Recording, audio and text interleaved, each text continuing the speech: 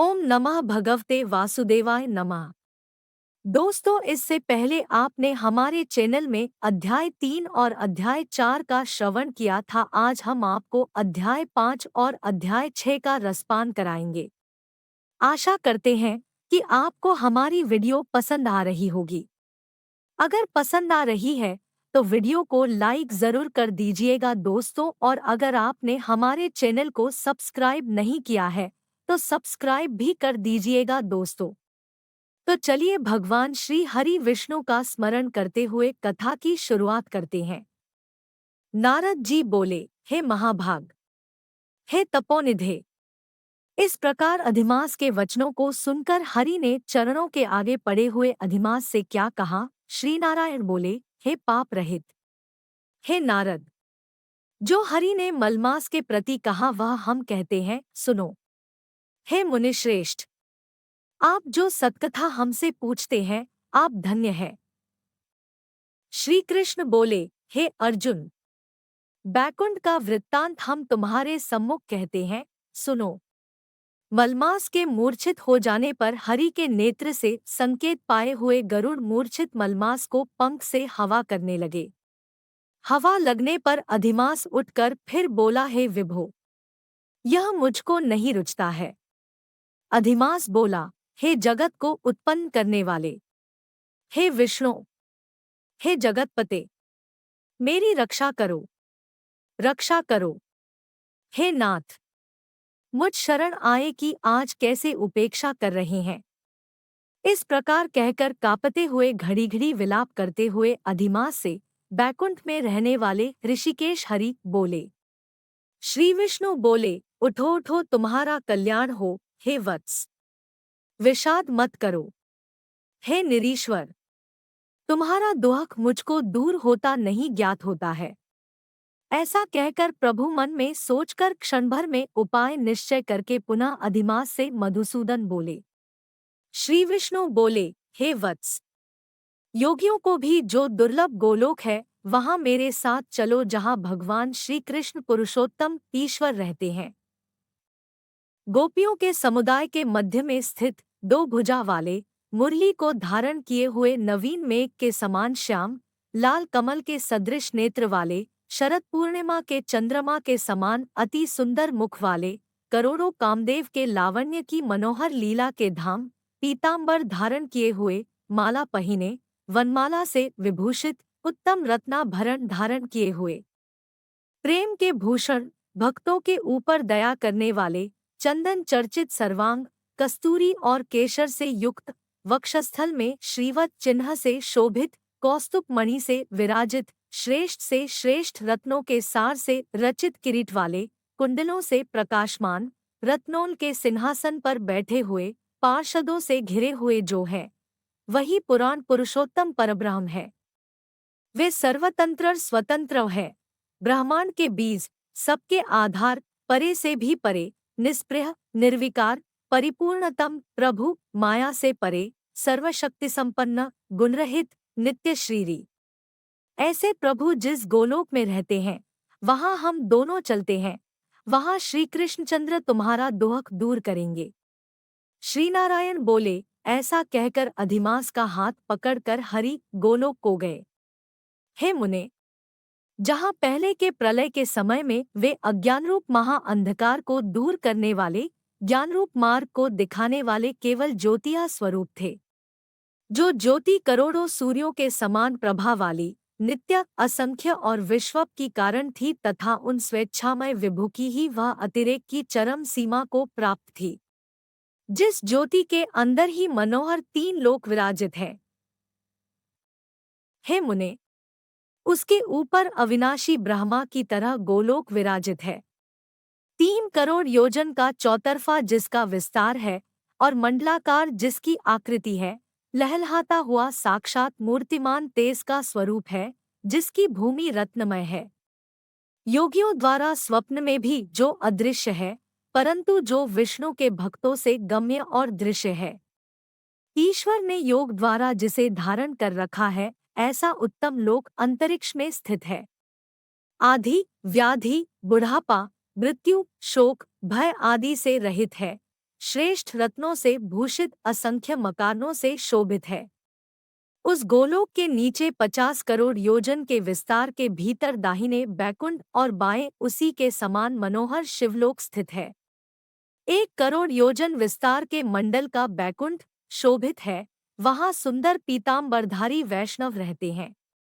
उस बैकुंठ के रहने वाले शंख, चक्र, गदा, पद्म धारण किए हुए लक्ष्मी के सहित चतुर्भुज हैं। उस बैकुंठ में रहने वाली स्त्रियां बजते हुए नूपुर और करधनी धारण की है, सब लक्ष्मी के समान रूपवती है।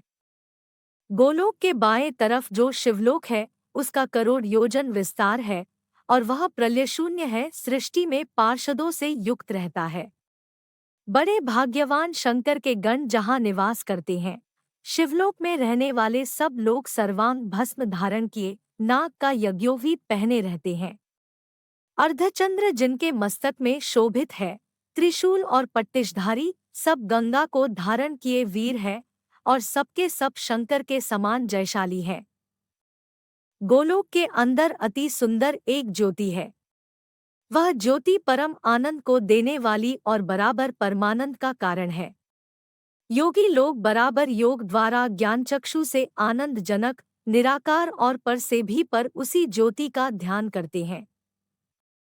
उस ज्योति के अंदर अत्यंत सुंदर एक रूप है, जो कि नीलकमल के पत्तों के समान श्याम, लाल कमल के समान नेत्र वाले, करोड़ों शरद पूर्णिमा के चंद्र के समान शोभायमान मुख वाले, करोड़ों कामदेव के समान सौंदर्य की लीला का सुंदर धाम, 2 भुजा वाले, मुरली हाथ में लिए, मंदहास से युक्त, पीतांबर धारण किए, श्रीवत्स चिन्ह से शोभित वक्षस्थल वाले, कौस्तुभमणि से सुशोभित, करोड़ों उत्तम रत्नों से जटित चमचमाते किरीट और कुंडलों को धारण किए, रत्नों के सिंहासन पर विराजमान, वनमाला से सुशोभित, वही श्रीकृष्ण नाम वाले पूर्ण परब्रह्म है। अपनी इच्छा से ही संसार को नचाने वाले, सबके मूल कारण, सबके आधार, पर से भी परे छोटी अवस्था वाले, निरंतर गोपवेश को धारण किए हुए, करोड़ों पूर्ण चंद्रों की शोभा से संयुक्त, भक्तों के ऊपर दया करने वाले, निःस्पृह, विकार रहित, परिपूर्णतम स्वामी रासमंडप के बीच में बैठे हुए, शांत स्वरूप, रास के स्वामी, मंगल स्वरूप, मंगल करने के योग्य, समस्त मंगलों के मंगल, परमानंद के राजा, सत्यरूप, कभी भी नाश न होने वाले, विकार रहित, समस्त सिद्धों के स्वामी, संपूर्ण सिद्धि के स्वरूप, अशेष सिद्धियों के दाता, माया से रहित, ईश्वर, गुणरहित, नित्य श्रीरी, आदिपुरुष, अव्यक्त, अनेक है, नाम जिनके अनेकों द्वारा स्तुति किए जाने वाले, नित्य, स्वतंत्र, अद्वितीय, शांत स्वरूप, भक्तों को शांति देने में परायण, ऐसे परमात्मा के स्वरूप को शांति प्रिय, शांत और शांति परायण जो विष्णु भक्त है, वे ध्यान करते हैं। इस प्रकार के स्वरूप वाले भगवान कहे जाने वाले वही एक आनंदकंद श्री कृष्णचंद्र है। श्रीनारायण बोले, ऐसा कहकर भगवान सत्व स्वरूप विष्णु अधिमास को साथ लेकर शीघ्र ही परब्रह्मयुक्त गोलोक में पहुंचे। सूची बोले, ऐसा कहकर सत्क्रिया को ग्रहण किए हुए नारायण मुनि के चुप हो जाने पर आनंद सागर पुरुषोत्तम से विविध प्रकार की नई कथाओं को सुनने की इच्छा रखने वाले नारद मुनि उत्कंठा पूर्वक बोले। इति श्री अधिक मास महात्म्य पंचमो अध्याय संपूर्णं। आइए भक्तजनों, अध्याय 6 का श्रवण करते हैं। नारद जी बोले, भगवान गोलोक में जाकर क्या करते हैं? हे पाप रहित, मुझ श्रोता के ऊपर कृपा करके कहिए। श्रीनारायण बोले, हे नारद, पाप रहित, अधिमास को लेकर भगवान विष्णु के गोलोक जाने पर जो घटना हुई वह हम कहते हैं, सुनो। उस गोलोक के अंदर मणियों के खंभों से सुशोभित सुंदर पुरुषोत्तम के धाम को दूर से भगवान विष्णु देखते हैं। उस धाम के तेज से बंद हुए नेत्र वाले विष्णु धीरे धीरे नेत्र खोलकर और अधिमास को अपने पीछे कर धीरे धीरे धाम की ओर जाते हैं। अधिमास के साथ भगवान के मंदिर के पास जाकर विष्णु अत्यंत प्रसन्न हुए और उठकर खड़े हुए। द्वारपालों से अभिनंदित भगवान विष्णु पुरुषोत्तम भगवान की शोभा से आनंदित होकर धीरे धीरे मंदिर में गए और भीतर जाकर शीघ्र ही श्री पुरुषोत्तम कृष्ण को नमस्कार करते हैं। गोपियों के मंडल के मध्य में रत्नमय सिंहासन पर बैठे हुए कृष्ण को नमस्कार कर पास में खड़े होकर विष्णु बोले। श्री विष्णु बोले, गुणों से अतीत, गोविंद, अद्वितीय, अविनाशी, सूक्ष्म, विकार रहित, विग्रहवान, गोपों के वेश के विधायक, छोटी अवस्था वाले, शांत स्वरूप, गोपियों के पति, बड़े सुंदर, नूतन मेघ के समान श्याम, करोड़ों कामदेव के समान सुंदर, वृंदावन के अंदर रासमंडल में बैठने वाले पीतरंग के पीतांबर से शोभित, सौम्य, भौहों के चढ़ाने पर मस्तक में 3 रेखा पड़ने से सुंदर आकृति वाले, रासलीला के स्वामी, रासलीला में रहने वाले, रासलीला करने में सदा उत्सुक, 2 भुजा वाले, मुरलीधर, पीतवस्त्रधारी, अच्युत, ऐसे भगवान की मैं वंदना करता हूँ। इस प्रकार स्तुति करके भगवान श्री कृष्ण को नमस्कार कर पार्षदों द्वारा सत्कृत विष्णु रत्नत सिंहासन पर कृष्ण की आज्ञा से बैठे। श्रीनारायण बोले, यह विष्णु का किया हुआ स्तोत्र प्रातःकाल उठकर जो पढ़ता है उसके समस्त पाप नाश हो जाते हैं और अनिष्ट स्वप्न भी अच्छे फल को देते हैं और पुत्र पौत्रादि को बढ़ाने वाली भक्ति श्री गोविंद में होती है। आकीर्ति का नाश होकर सत्कीर्ति की वृद्धि होती है। भगवान विष्णु बैठ गए और कृष्ण के आगे कांपते हुए अधिमास को कृष्ण के चरण कमलों में नमन कराते हैं। तब श्री कृष्ण ने विष्णु से पूछा कि यह कौन है, कहाँ से यहाँ आया है, क्यों रोता है? इस गोलोक में तो कोई भी दुख भागी होता नहीं है।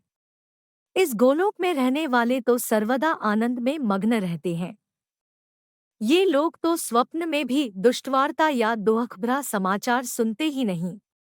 आता है विष्णु, यह क्यों कांपता है और आंखों से आंसू बहाना दुखित हमारे सम्मुख किस लिए खड़ा है?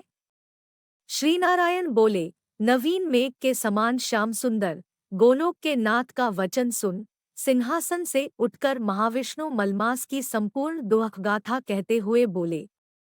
श्री विष्णु बोले, हे वृंदावन की शोभा के नाथ, हे श्री कृष्ण, हे मुरलीधर, इस अधिमास के दुख को आपके सामने कहता हूँ, आप सुने। इसके दुखित होने के कारण ही स्वामी रहित अधिमास को लेकर मैं आपके पास आया हूँ। इसके उग्र दुखरूप अग्नि को आप शांत करें। यह अधिमास सूर्य की संक्रांति से रहित है, मलिन है, शुभकर्म में सर्वदा वर्जित है। स्वामी रहित मास में स्नान आदि नहीं करना चाहिए, ऐसा कहकर वनस्पति आदिकों ने इसका निरादर किया है। 12 मास, कला, क्षण, अयन, संवत्सर आदि सेश्वरों ने अपने अपने स्वामी के गर्भ से इसका अत्यंत निरादर किया। इसी दोहखाग्नि से जला हुआ यह मरने के लिए तैयार हुआ। तब अन्य दयालु व्यक्तियों द्वारा प्रेरित होकर, हे ऋषिकेश, शरण चाहने की इच्छा से हमारे पास आया और कांपते कांपते घड़ी घड़ी रोते रोते अपना सब दोहकजाल इसने कहा। इसका यह बड़ा भारी दोहक आपके बिना टल नहीं सकता। आथा इस निराश्रय का हाथ पकड़कर आपकी शरण में लाया हूँ। दूसरों का दोहक आप सहन नहीं कर सकते हैं, ऐसा वेद जानने वाले लोग कहते हैं। अतएव इस दोहखित को कृपा करके सुख प्रदान कीजिए। हे जगतपते, आपके चरण कमलों में प्राप्त प्राणी शोक का भागी नहीं होता है, ऐसा वेद जानने वालों का कहना कैसे मिथ्या हो सकता है? मेरे ऊपर कृपा करके भी इसका दोहक दूर करना आपका कर्तव्य है, क्योंकि सब काम छोड़कर इसको लेकर मैं आया हूँ। मेरा आना सफल कीजिए। बारंबार स्वामी के सामने कभी भी कोई विषय न कहना चाहिए, ऐसी नीति के जानने वाले बड़े बड़े पंडित सर्वदा कहा करते हैं। इस प्रकार अधिमास का सब दोहक भगवान कृष्ण से कहकर हरि कृष्ण के मुखकमल की ओर देखते हुए कृष्ण के पास ही हाथ जोड़कर खड़े हो गए। ऋषि लोग बोले, हे सूत जी, आप दाताओं में श्रेष्ठ है, आपकी दीर्घायु हो। जिससे हम लोग आपके मुख से भगवान की लीला के कथारूप अमृत का पान करते रहें। हे सूत, गोलोकवासी भगवान कृष्ण ने विष्णु के प्रति फिर क्या कहा और क्या किया इत्यादि लोकोपकारक विष्णु कृष्ण का संवाद सब आप हम लोगों से कहिए। परम भगवत भक्त नारद ने नारायण से क्या पूछा? हे सूत, इसको आप इस समय हम लोगों से कहिए। नारद के प्रति कहा हुआ भगवान का वचन तपस्वियों के लिए परम औषध है। इस तरह से यहाँ पर अध्याय 6 भी समाप्त होता है। आशा करते हैं कि आप सभी भक्तजनों को हमारी ये कथाएं पसंद आ रही होगी। आज के लिए बस इतना ही, फिर मिलेंगे, तब तक के लिए धन्यवाद।